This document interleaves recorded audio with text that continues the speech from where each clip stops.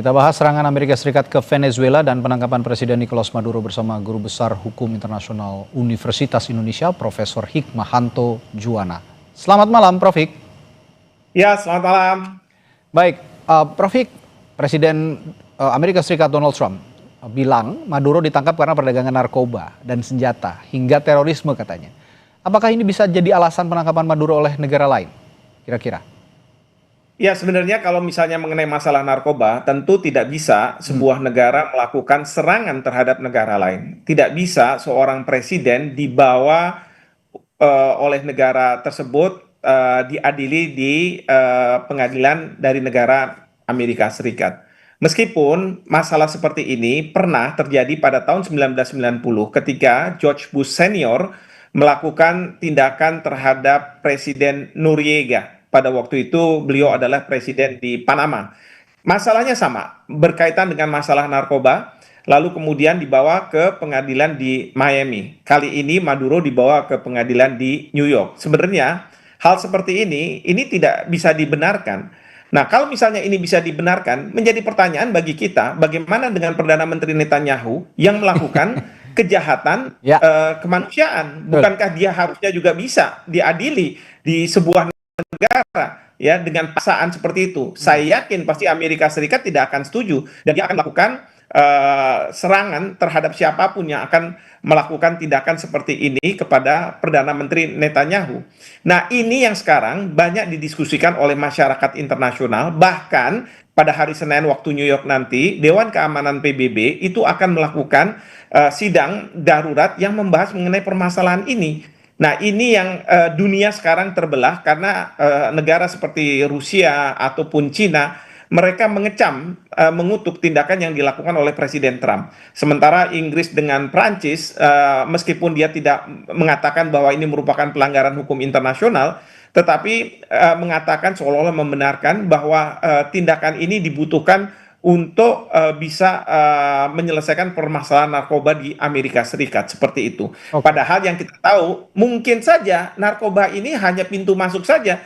Sama seperti Israel mengatakan bahwa serangan yang dilakukan oleh Hamas pada tanggal 7 Oktober itu sebagai pintu masuk saja, tapi kan ujungnya adalah bagaimana Gaza itu keluar orang-orang Palestina sehingga bisa dikuasai oleh Israel. Nah, ini yang dilakukan oleh Amerika Serikat juga karena Presiden Trump sudah dengan secara tegas mengatakan bahwa dia akan mengundang perusahaan Amerika, perminyakan Amerika terbesar, lalu kemudian memasukkan dana ke sana, dan ujung-ujungnya kan adalah nantinya minyak itu akan dijual ke Amerika Serikat. Nah, permasalahan dan kesalahan dari Presiden Trump adalah dia tidak memunculkan yang disebut sebagai puppet government, ya, pemerintahan boneka yang sebenarnya adalah orang-orang setempat yang dimanfaatkan oleh Amerika Serikat. Tetapi Amerika Serikat, Presiden Trump sendiri mengatakan bahwa saya sendiri yang akan memerintah, katakanlah Venezuela. Mana mungkin dalam konteks hukum internasional, dalam negara-negara berhubungan satu sama lain, pemerintah satu negara itu akan menjadi pemerintah negara lain. Pada masa lalu memang bisa, seperti pada waktu Jepang kalah perang, maka ada pendudukan pemerintahan yang dilakukan oleh Amerika Serikat, seperti itu. Oke, ini menarik. Kalau Anda tadi sudah menyinggung ada masalah ekonomi dalam hal ini minyak ya, yang dikuasai oleh Amerika, yang ingin dikuasai oleh Amerika Serikat. Dan for the record bahwa Venezuela ini punya cadangan minyak terbesar di dunia ternyata. Padahal negaranya tidak terlalu besar karena sekarang ada serangan ini, barulah terungkap bahwa Venezuela ini punya cadangan minyak terbesar. Largest oil deposit on the planet. Ada 303 miliar barel, bahkan di atas Arab Saudi, Iran, dan juga Kanada kalau saya lihat. Nah, apakah ini juga mengafirmasi penangkapan ini bahwa ada motif lain terlebih untuk kepentingan ekonomi menguasai minyak? Kita langsung tegaskan saja di sini, Pak Prof. Hik. Ya, bisa jadi seperti itu, dan seperti tadi saya katakan, Presiden Trump sudah secara terbuka mengatakan bahwa akan ada perusahaan minyak Amerika Serikat yang diundang oleh dia untuk menginvestasikan dana sehingga menurut dia bahwa nanti hasilnya akan untuk rakyat Venezuela. Padahal kan sebenarnya hasilnya itu kan nggak langsung minyak itu kemudian menjadi uang, harus dijual. Nah, pertanyaan dijualnya ke siapa? Ya tentu ke perusahaan, ke Amerika Serikat.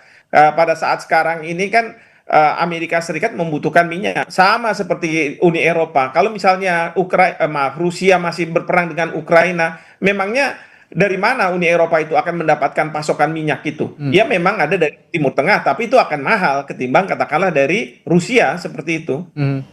Ya, langsung saja saya tanyakan, dampak terhadap Indonesia bahwa pada saat perang Rusia Ukraina juga ada dampak yang terasa di global gitu ya. Gandum segala macam jadi sulit dan naik harganya. Nah, kalau sekarang dengan serangan Amerika ke Venezuela, dampak yang paling terasa di Indonesia yang harus juga diwaspadai, mengingat Indonesia juga punya cadangan energi melimpah juga nih. Ya, pasti akan ada pelambatan perekonomian dunia dan itu akan berdampak pada pelambatan ekonomi di Indonesia.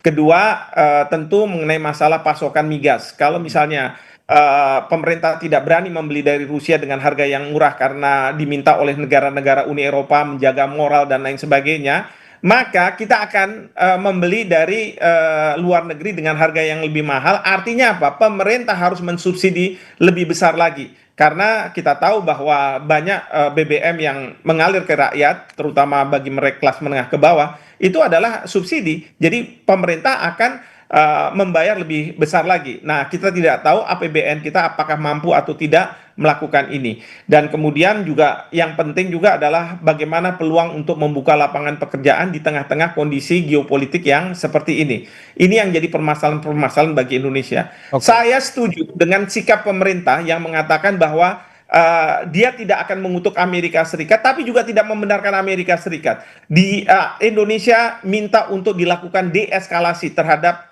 perang ini, dan ini sesuai dengan pasal 2 ayat 3 Piagam PBB yang mengatakan kalau ada sengketa di antara para pihak maka harus diselesaikan secara damai. Dan di sini Bapak Presiden yang selalu mengatakan bahwa kita harus hadir di dalam masalah-masalah internasional ini bisa menjadi peace broker, dan ini pentingnya. Jadi jangan buru-buru kita mengutuk atau misalnya membenarkan tindakan yang dilakukan oleh Amerika Serikat, tetapi posisi kita harus sesuai dengan kebijakan luar negeri yang bebas aktif, yaitu merujuk pada pasal 2 ayat 3 Piagam PBB. Demikian. Oke, posisi Indonesia sejauh ini di tengah begitu. Tapi saya ingin juga melihat posisi Rusia dan juga Tiongkok yang saat ini sudah menyatakan protes atas serangan Amerika Serikat ke Venezuela. Nah, kalau melihat posisi Rusia dan Tiongkok, penangkapan Maduro dan serangan ke Venezuela, apakah ini juga akan punya dampak negara-negara seperti Rusia dan Tiongkok ini ke Indonesia, Prof? Ya, kalau misalnya mempunyai dampak ke Indonesia pasti ada. Tetapi ingat, dunia pada saat sekarang ini termasuk negara-negara yang berkonflik membutuhkan negara yang tidak berpihak kemana-mana, tetapi dia banyak inisiatif untuk melakukan penyelesaian damai. Nah, inilah pentingnya Indonesia, kita ada di situ. Jadi kalau misalnya semua berpihak, lalu siapa yang akan melakukan proses peace broker ini? Kan tidak ada. Nah, disinilah pentingnya Indonesia. Oke, terakhir Prof Hik, kalau melihat kondisi seperti ini, suatu situasi seperti ini, konsekuensi yang kira-kira akan dirasakan atau akan diterima Amerika Serikat kira-kira apa dari global?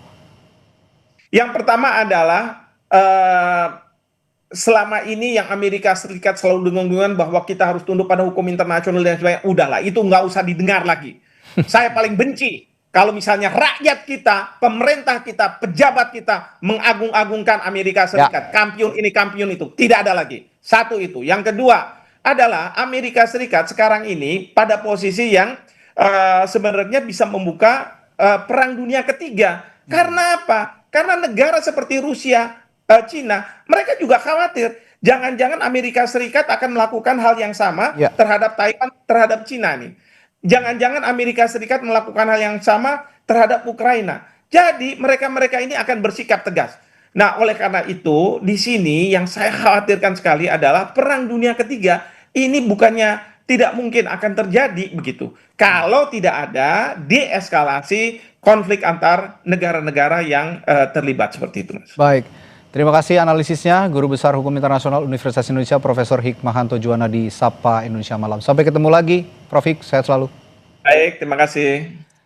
Saudara, warga di Temanggung terpaksa memutar jalan hingga belasan kilometer akibat jalan terputus.